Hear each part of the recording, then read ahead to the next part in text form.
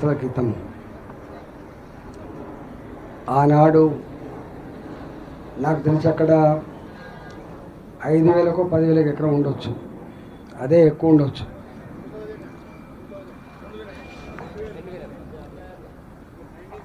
(1965, 1970) 55 ఏళ్ళ క్రితం 2,000కో 3,000కో ఎకరం ఉన్న భూములు ఆనాడు కొనుక్కున్నారు. వ్యవసాయం చేసుకునే వాళ్ళు వ్యవసాయం చేసుకున్నారు, యాస్టకు వచ్చిన వాళ్ళు మళ్ళీ అమ్ముకున్నారు.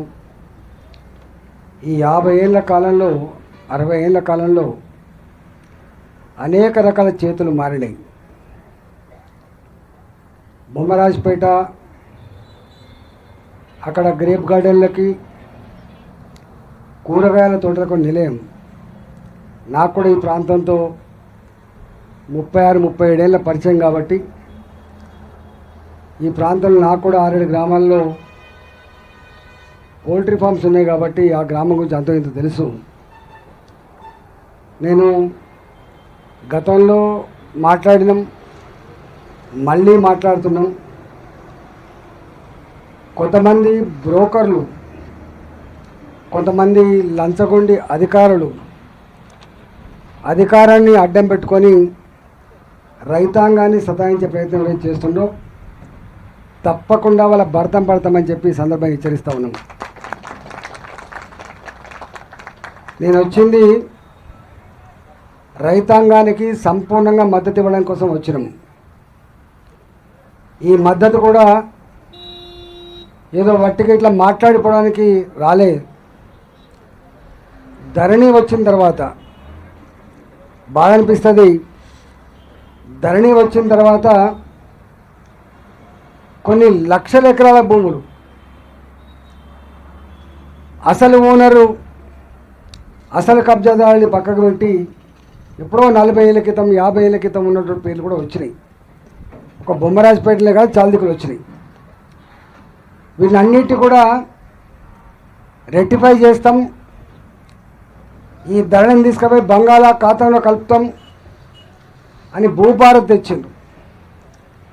కొండ నాలుకకు మందెత్తే ఉన్న నాలుకకు పోయినట్టుగా ఆనాడు వాళ్ళు తప్పు చేసి మళ్ళాంటోళ్ళం లొల్లి పెడితే గోల పెడితే ఆపే ప్రయత్నం చేసిండ్రు.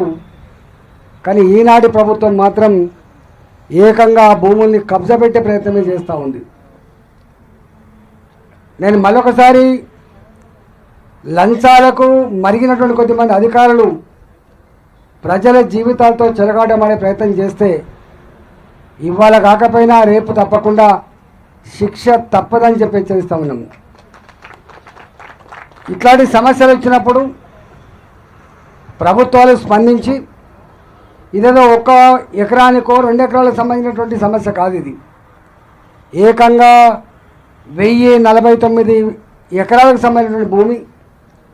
ఇవాళ భూమి ధరలు పెరిగినాయి. 4 కోట్లు 5 కోట్లు 6 కోట్ల భూములు పెరిగినాయి. 1049 ఎకరాలకు సంబంధించినటువంటి వందల మంది రైతులు ఇంత ఇబ్బంది పడుతూ ఉంటే ఇవాళ నిమ్మకు నీరెత్తినట్టుగా అధికారులు ఉండడం, ప్రభుత్వం కూడా నిమ్మకు నీరెత్తినట్టుగా ఉండడం సహించరాదని చెప్పి ప్రభుత్వాన్ని హెచ్చరిస్తూ ఉన్నాం. అధికారులు చట్టాన్ని లోబడి పనిచేయాలి తప్ప, న్యాయానికి లోబడి పనిచేయాలి తప్ప బ్రోకర్ల డబ్బుల సంచులకు ఆశపడి బాసుల ఆదేశాలే శిరోధార్యంగా భావించి రైతుల కళలో మట్టి కొట్టే ప్రయత్నం చేస్తే గతంలో ఐఏఎస్ ఆఫీసర్ ఎట్లయితే జైల్లోకి పోయిందో మీ బతుకులు కూడా అట్నే అవుతాయని చెప్పి హెచ్చరిస్తూ ఉన్నాం. గతంలో 2 జిల్లాల కలెక్టర్లకే, రంగారెడ్డి జిల్లా కలెక్టరు, మేడ్చల్ జిల్లా కలెక్టరు బాసుల ఆదేశాలకు లోబడి పనిచేస్తే ఇవాళ ఎక్కడున్నారు, ఏం చేస్తున్నారో మీకు అర్థం కావాలి.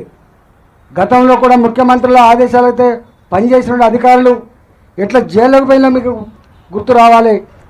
ఇవాళ కూడా నేను హెచ్చరిస్తూ ఉన్నా, ప్రభుత్వాలు శాశ్వతంగా ఉంటాయి, పార్టీలు మారుతాయి. పార్టీలు మారుతాయి తప్ప ప్రభుత్వాలు మారవు. కలెక్టర్ అనే వ్యక్తి ఓ ప్రభుత్వ అధికారి 30-35 ఏళ్ళు అధికారంలో ఉంటారు. ఎవరు ఉన్నా లేకపోయినా ఓ చట్టం ఉంటుంది, ఓ సిస్టమ్ ఉంటుంది. సిస్టాన్ని చట్టాన్ని మర్చిపోయి కనుక మీరు ప్రవర్తిస్తే ప్రజాస్వామ్యంలో ఇవాళ తప్పుకొని ఉండొచ్చు, కానీ రేపు మాత్రం తప్పించుకునే ప్రయత్నం ఉండదు అని చెప్పి హెచ్చరిస్తూ ఉన్నా. కొద్దిమంది కుక్క లెక్క మాట్లాడుతూనే ఉంటారు, ఎవరిని పడతామో వాని మీదనే. ఇవాళ నేను అంటున్నా, నిజంగానే ఆ కాలంలో ఎవడన్నా ట్యాంపరింగ్ చేసి నిజంగా భూమి ఓనర్ది భూమి ఫోర్జరీ సంతకాలతో లేదా దొంగతనంగా అమ్ముకునే ప్రయత్నం చేస్తే ఆనాడే ఎంక్వైరీ చేయాల్సి ఉండే.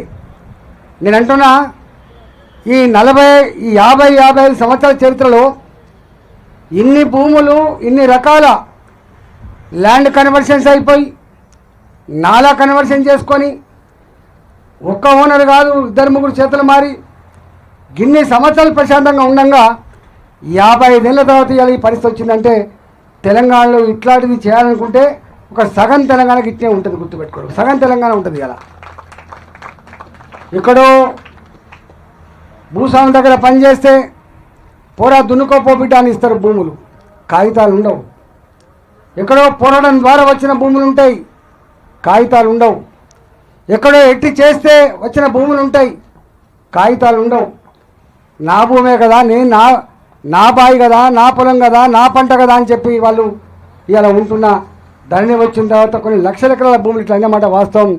మేము అనుకున్నాం ఈ రేవంత్ రెడ్డి సర్కార్ వచ్చిన తర్వాత ఏ పేదల భూములైతే అవి అసైన్మెంట్ భూములు కావచ్చు, మాన్యాల రూపంలో వచ్చిన భూములు కావచ్చు, దొరలతో కొట్లాడి తెచ్చుకున్న భూములు కావచ్చు, దొరల దగ్గర ఎట్టి చేసి సంపాదించుకున్న భూములు కావచ్చు, ఆ భూములన్నీ కూడా మళ్ళీ వాళ్ళకు పాస్ పుస్తకాలు వస్తాయి, వాళ్ళకు మళ్ళీ టైటిల్స్ వస్తాయని చెప్పి భావించినాం.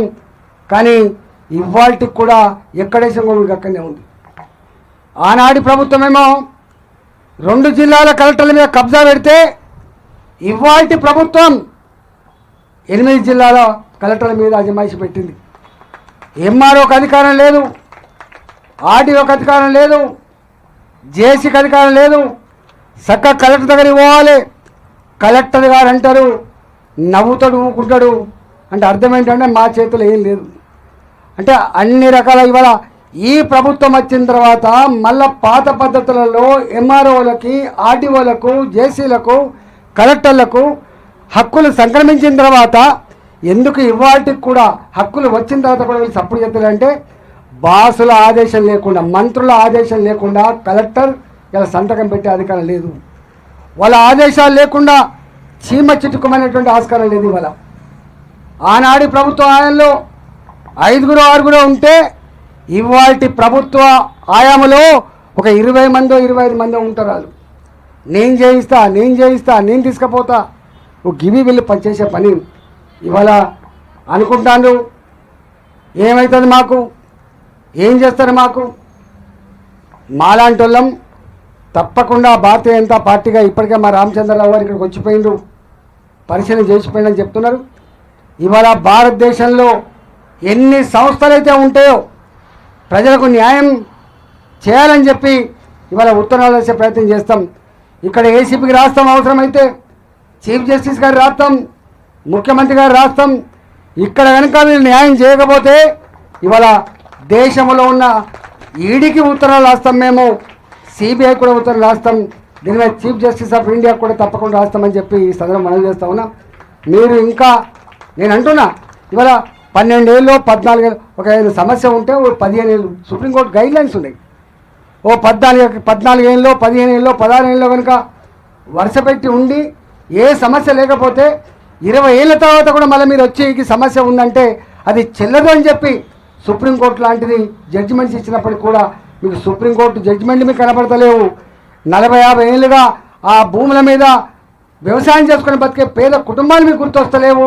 ఇవాళ అనేక ట్రాన్సాక్షన్ జరిగి పెద్ద పెద్ద సంస్థలు కూడా కొనుక్కుని ఐటీసీ లాంటి సంస్థ అంటాడట, ఐటీసీని ఏం చేయలేకపోతావు, నువ్వేం చేస్తావు అని చెప్పి ఐటీసీ వాడు బట్టి కొనుక్కుంటాడు, లీగల్ ఒపీనియన్ తీసుకుంటాడు, అన్ని రకాల లీగల్ ఒపీనియన్ తీసుకున్న తర్వాతనే ఇవాళ భూములు కొంటాడు ఐటీసీఓడు. ఐటీసీఓడికి మరి లీగల్ ఒపీనియన్ ఎట్లా వచ్చింది? ఐటీసీఓడు కొనుక్కున్నానని చెప్పి రిజిస్ట్రేషన్ ఆఫీస్కి పోతే రిజిస్ట్రేషన్ ఎట్లా అయింది? ఐటీసీఓడు మళ్ళీ కలెక్టర్ ఆఫీస్కి పోతే ఎట్లా మ్యూటేషన్ అయింది? మీరే మ్యూటేషన్ చేస్తారు, మీరే రిజిస్ట్రేషన్ చేస్తారు, మీరే కన్వర్షన్ చేస్తారు, మీరే 20 ఏళ్ళ తర్వాత ఇవాళ ఈ పరిస్థితి ఒడిగడుతుందంటే ఇవాళ భూముల మీద ఎట్లా కన్నుబడదో ఇవాళ వీళ్ళు వచ్చిందే. నాకు తెలిసి రేవంత్ రెడ్డి గారికి పరిపాలన అనుభవం లేకపోవచ్చు, కానీ భూముల మీద మాత్రం ఈ రాష్ట్రంలో ఎవ్వరి లేనంత అనుభవం మాత్రం రేవంత్ రెడ్డికి ఉంది. రీసెర్చ్ స్కాలర్ అయినా. అందుకే సంగారెడ్డి కలెక్టర్ కావచ్చు, మెదక్ కలెక్టర్ కావచ్చు, భువనగిరి కలెక్టర్, మల్కాజిగిరి కలెక్టర్, ఇవాళ రంగారెడ్డి కలెక్టర్, అంతేకాదు వికారాబాద్ కలెక్టర్, ఎక్కడెక్కడైతే 5 కోట్లు 10 కోట్ల విలువైన భూములు ఉన్నాయో అలాంటి జిల్లాలలో ఉన్నటువంటి కలెక్టర్లకు నా భూమి కూడా నాది అని చెప్పి నేనే ప్రూవ్ చేసుకోవాలట. నా భూమి ఇది నాది అని చెప్పి నేను ప్రూవ్ చేసుకోవాలట. మొత్తం తీసుకపోయి 22 కింద పెట్టిండ్రు. మీకు తెలుసో తెలియదు, ఈ మధ్యకాలంలో ఎప్పుడో వచ్చినాయి 30 ఏళ్ల క్రితం ఉన్నటువంటి గేటెడ్ కమ్యూనిటీలు, 40 ఏళ్ల క్రితం కట్టినటువంటి కాలనీలు, 20 ఏళ్ల క్రితం కట్టిన అపార్ట్మెంట్లు, ఇవాళ హైదరాబాద్ చుట్టుపక్కల కొన్ని వేల కాలనీలు, వేల గేటెడ్ కమ్యూనిటీలు, వేల అపార్ట్మెంట్లు, లక్షల ఎకరాలలో ఉన్నటువంటి భూములలో కట్టిన ఇళ్ళన్నీ కూడా ఇవాళ 22A కింద పెట్టిండ్రు. 22A కింద పెట్టిండ్రు, నిషేధిత జాబితాలో పెట్టిండ్రు. 30 ఏళ్ల క్రితం కొనుక్కున్నోనికి ఇవాళ నిషేధ జాబితా పెట్టడం అంటే మీకు మెదడు ఉన్నట్టా లేదా మీరు ఆలోచన చేసుకోండి. అలా మా దగ్గర నైబర్హుడ్ అని ఉంటుంది గుళ్ళపల్లి. ఇవాళ ఒక్క మాట చెప్పాలంటే వీళ్ళ సహాయం దేవుడు ఎరుగు, కానీ ఇవాళ హైదరాబాద్ చుట్టుపక్కల నివసించే ప్రజలకు కంటి మీద కొనుక్కు లేకుండా చేసిండ్రు వీళ్ళు. ఇవాళ ఎవరికి నిద్ర పడతలేదు. ఇప్పటికే ఉద్యోగాలు పోతున్నాయి అనే బాధ ఉన్నది, ఉద్యోగాలు దొరుకుతలేనే బాధ ఒకటి ఉన్నది. ఒకవేళ కొడుకుని ఎక్కడైనా అమెరికా పంపుకోవాలంటే వీళ్ళు కుదరబెట్టుకోవాలి, ఇల్లు అమ్ముకోవాలి. ఇవాళ వీళ్ళు 22A కింద పెట్టిన కర్మానికి ఆయన రెవెన్యూ మంత్రి గారు అంటారు, ఎట్లా పెట్టిన మా కలెక్టర్లు, మీరు తొందరపడకండి, మీరు భయపడకండి. ఎవరు పెట్టమన్నాడు మిమ్మల్ని? ఎవరు పెట్టమన్నారు? ఎందుకు ఇవాళ గోసపుచ్చుకుంటున్నారు మీరు? ఇవాళ అధికారుల మీద మీరు ఎందుకు నెడుతున్నారు? ముఖ్యమంత్రి గారి ఆదేశాలు లేకుండా, రెవెన్యూ మంత్రి గారి ఆదేశాలు లేకుండా 22A కింద పెట్టే దమ్ము కలెక్టర్కు ఉందా అని చెప్పి అడుగుతా ఉన్నాం. ఏ కలెక్టర్గా దమ్ము లేదు, ఏ ఆర్డీఓగా దమ్ము లేదు. ఇవాళ మీరు పైనుంచి ఆదేశాలు ఇచ్చి మీరు పెట్టిస్తున్నారు. పెడితే మీరు వాళ్ళ దగ్గర పోవాలి. ఇవాళ నా భూమి నేను కన్వర్షన్ చేసుకోవాలంటే డబ్బులు ఇవ్వాలట. నా భూమిని ఇవాళ మీరు మ్యూటేషన్ చేయాలంటే డబ్బులు ఇవ్వాలట. ఆ డబ్బులు 1,00,000 2 లక్షలు కాదు, 30%. నాకు 1 ఎకరం భూమి 10 కోట్లు అయితే ఇవాళ 3 కోట్ల రూపాయలు ఇవ్వాలి. 3 కోట్ల రూపాయలు ఇచ్చే స్తోమత లేకపోతే 3 కోట్ల విలువైన భూమి ఇవ్వాలని చెప్పి కండిషన్ పెడుతుందంటే ఎటువైపు పోతుందో ఒకసారి ఆలోచన చేయండి. తెలంగాణ ప్రజలారా, మాలాంటి వాళ్ళం 14 సంవత్సరాలు కష్టపడి తెలంగాణ తెచ్చినాం. మేము 14 సంవత్సరాలు కష్టపడి తెలంగాణ తెచ్చినాం. తెలంగాణ రాష్ట్రంలో ఇవాళ భూ రికార్డులు మంచుకుంటే అనుకున్నాం, ప్రశాంతంగా జీవిస్తాం అనుకున్నాం, కష్టం లేనటువంటి జీవితం ఉంటుంది అనుకున్నాం, మా ఉద్యోగాలు మొత్తం మాకే ఇవాళ వస్తాయని చెప్పి అనుకున్నాం మేము. కానీ ఇవాళ ఈ 10-12 సంవత్సరాల కాలంలోనే అర్థమైపోయింది, పేన మీద నుంచి పొగలపడ్డ అర్థమవుతుంది. పేన మీద నుంచి పొగలపడ్డగా ఫీల్ అవుతూ ఉన్నారు. ఇవాళ ఒక మంచి పరిపాలన అందించాల్సినటువంటి ఇక్కడ పాలకులు ఇవాళ మీరు చేస్తున్న ద్రోహానికి ప్రజలు ఎక్కడ కూడా మర్చిపోయే పరిస్థితి లేదు. ఎవరిచ్చింది మీకు తొండ పరుగు ఎనుగుల దాకా అన్నట్టుగా నీకు ఇస్తే 2028 వరకే నీ ప్రభుత్వం అధికారం ఉంటుంది సుమా. ఆ తదుపరి మళ్ళీ దెబ్బ కొడితే దిమ్మ తిరిగిపోతున్న విషయం మీరు మర్చిపోకండి. ఇవాళ మనం చూసినాం, రాజులు పోయినారు, రాచరికాలు పోయినాయి, నియంతృత్వాలు పోయినాయి. ఎన్నటికైనా ప్రజల జీవితాలతో చెలగాడమాడే ప్రయత్నం చేస్తే ఎట్లా ఉంటుందో ఇవాళ మనకు అర్థం కావాలని చెప్పి మనం చేస్తున్నా. మా ప్రజలకి ఇప్పటికిప్పుడు తిరుగుబాటు చేసేటువంటి శక్తి లేకపోవచ్చు, నేను తిట్టే శక్తి లేకపోవచ్చు, కోర్టులలో కోట్ల రూపాయలు పెట్టి బ్రోకర్కి చేసే సత్తా లేకపోవచ్చు, కానీ ఎన్నడో ఒకనాడు ఇలా బొమ్మరాజుపేట ప్రజానీకానికి చుట్టుపక్కల ప్రజానీకం అంతా కూడా అండగా ఉంటున్న విషయం మర్చిపోకండి. ఎవడో కూడా పుట్టుకొస్తాడు, ఎవడో కూడా మీకు అండగా ఉంటాడు. మీ సమస్య పరిష్కారం అయ్యేంత వరకు కూడా మీ ఎంట ఉంటారని చెప్పి ఈ సందర్భం చేస్తా ఉన్నా. నేను మీ ఒక్కటే మళ్ళా ముఖ్యమంత్రి గారికి డిమాండ్ చేస్తా ఉన్నా, ఇప్పటికైనా మీరు 22A కింద పెట్టి ప్రజల జీవితాలతో ఏ చెలగట మీద ఆడుతున్నారో వెంటనే అవన్నీ కూడా ఎత్తేయమని చెప్పి డిమాండ్ చేస్తున్నాను. ఆనాటి కలెక్టర్లు ధరణి పేరు చెప్పి పేదల కళ్ళల్లో మట్టి కొట్టి 1000 ఎకరాల భూములు, లక్షల ఎకరాల భూములు వాళ్ళే కాకుండా చేసిండ్రో వాళ్ళందరూ కూడా హక్కులు కల్పించమని చెప్పి డిమాండ్ చేస్తున్నా. ఆనాడు ఏ అధికారులు అయితే లంచాలకు మరిగి ఇవాళ ప్రజలకు అన్యాయం చేసిండ్రో అలాంటి వాళ్ళకు పనిష్మెంట్ ఇవ్వమని చెప్పి డిమాండ్ చేస్తున్నా.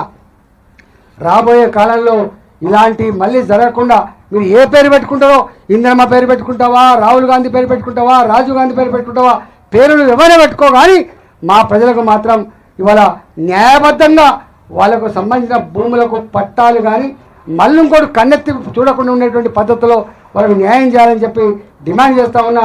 నాకు తెలిసి ఇలా చిల్లరగాళ్ళు ఉంటారు, నాకు తెలుసు, ఇవాళ మాట్లాడుతూనే ఉంటారు, ఏది పడితే అదే మాట్లాడతారు.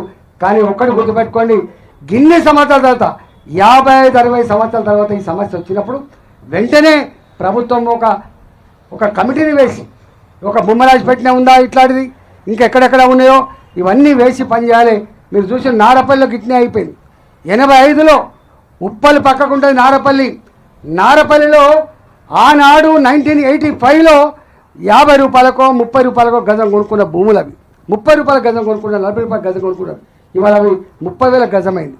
30,000 గజం కాగానే ఆనాడు కొనుక్కున్న ఆ భూములు, ఆ ఇళ్ళ జాగలు ఇవాళ వచ్చివాడు ఇది నాకు మళ్ళా నాకు పట్టా ఉంది, నాకు కాగితాలు అని చెప్పి వచ్చేవాడిని బెదిరిస్తా అంటాడు. ఇప్పుడు చెట్టుకోడు పుట్టుకోడు, ఒకడు ఎక్కడో సింగరేళ్ళ పని చేస్తాడు, ఎవడో ఒకడు బొంబాయిలు ఉంటాడు. అంటే వాళ్ళకి ఐక్యత లేదని చెప్పి వాళ్ళ భూములు గుంజుకునే ప్రయత్నం చేస్తే దెబ్బ కొడితే దిమ్మ తిరిగిపోయింది. మనం గుర్తుపెట్టుకో. ఇవాళ హైదరాబాద్ నగరంలో ఇవాళ ఈ భూ కబ్జాదారులు వాళ్ళుగా లేరు. వాళ్ళకు ప్రభుత్వంలో ఉన్న పెద్దల అండ ఉన్నది, లంచగొండి అధికారుల యొక్క అండ ఉన్నది. ఈ ముగ్గురి భరతం పట్టే శక్తి ప్రజలకు మాత్రమే ఉంటుంది. కాబట్టి మర్యాదగా చెప్తున్నాం, దీన్ని కనుక పాటించకపోతే రాబోయే పరిణామాలకు ప్రభుత్వం బాధ్యత వహించవలసిందని చెప్పి హెచ్చరిస్తూ, ఇప్పటికైనా ఇవాళ బొమ్మరాజుపేట మీద ఒక స్పెషల్ కమిటీ వేసి సంపూర్ణంగా ఎంక్వైరీ చేసి న్యాయం ఏందో అన్యాయమేందో తెలిసి ఇది న్యాయం అని చెప్పి అమలు చేసే ప్రయత్నం చేయండి తప్ప, లేకపోతే మాత్రం మిమ్మల్ని వదిలిపెట్టమని చెప్పి తెలియజేస్తూ నమస్కారం.